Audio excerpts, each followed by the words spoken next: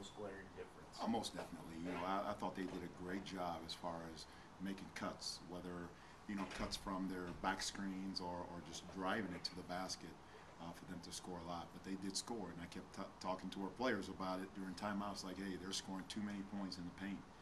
And we did a poor job defensively as far as jumping to the basketball and, you know, taking away their drives.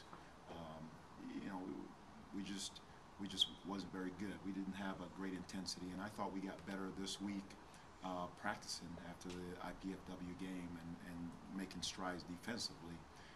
But we just didn't have the effort or the energy tonight. Why, you know, we were just so sluggish, you know, tonight. So, you know, but we got to keep plugging along, keep getting better. We got 7 more home games left, and you know, we're going to try to see if we can win all of them. What was really the game plan tonight? Out of the gate, ball movement in the first half. You know, I thought it was very good, and then had trouble feeding Nick in the paint, and then just too many threes you guys took.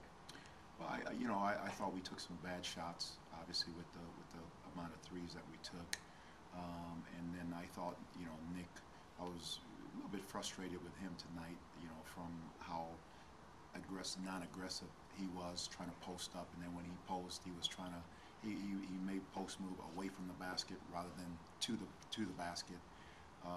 You know, so I was getting a little bit frustrated with him as far as, you know, I thought it should have been a game that he could dominate a little bit inside and go at it. They did double team him in the first half, and I thought he did a pretty good job passing it out, and we swung the ball for wide open shots. But in the second half, you know, we just had trouble getting him the ball. I think he only took 4 shots, and you know, I mean, we got to get him more touch. But part of the problem was him posting hard enough to get those touches. Do you think a lot with Nick, it's more of a confidence thing? Because when he's on, he has that hook shot, he's deadly. But then, you know, when he has an off night, gets a little bit frustrated. They just don't go when he does take shots. And you're exactly right on that. You know, it's there's times when he loses confidence, and I can't understand that. And that's something we addressed last year. And for him, it's almost like if he doesn't get going early, he just struggles for the game, and I can't understand it. And that's why we try to get him to get going early, kind of see what we're getting. But you know, he's a senior, and he's just got to be a guy that we can lean on night in and night out, no matter if he's struggling along the way or whatever it may be. But you know, I just thought he played one of his worst games tonight. And I mean, you know, you look at it now. You guys are haven't. You know, this was another OVC team, and you guys haven't beat any of your OVC opponents this year. You're going to be starting into the, you know, full conference schedule. And right. Does that kind of alarm you at all? That well, you guys are. You know, not really. What this is doing is giving me a gauge as far as what we need to do, you know, to be competitive, and it kind of gets your feet wet a little bit as far as how teams are playing and things that you need to do. So, no, not really. I mean, right now we're just outmanned, you know, bench-wise, and also guys out on the floor.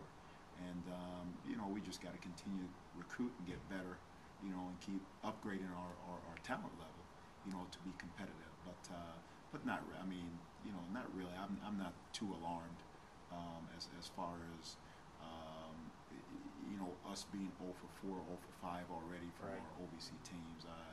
You know, it's a very good league, and it's, you know, got very good coaches in it, and it's going to be very competitive.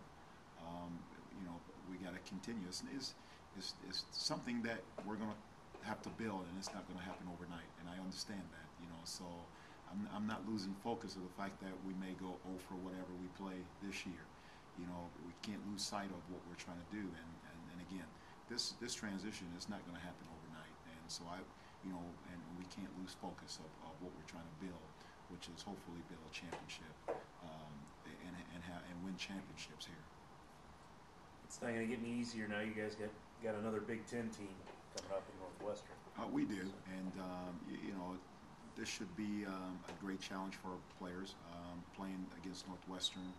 You know, Coach Carmody is a very good coach. They're playing well. I mean, you know, I look at their game the other day. You know, almost beating Michigan State at Michigan State. You know, they're a tough team at home.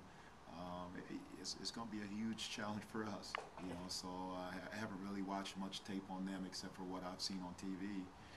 But they're going to be a team like Eastern Kentucky plays a lot of 1-3-1 zone, and run the Princeton style too, which they backdoor and get you know, layups. So we got to do a better job. But this was kind of a good prep for us, you know, to be able to have just a quick, you know, turnaround to be playing Northwestern. And because everything's almost going to be pretty much the same with the Princeton style. So, and they, you know, and they got good shooters like Eastern Kentucky does. So you know, it's going to be a challenge, and I hope our guys will be ready for that. Or else, you know, I'm sure, you know, they're a very good team to where they could easily embarrass us at their place.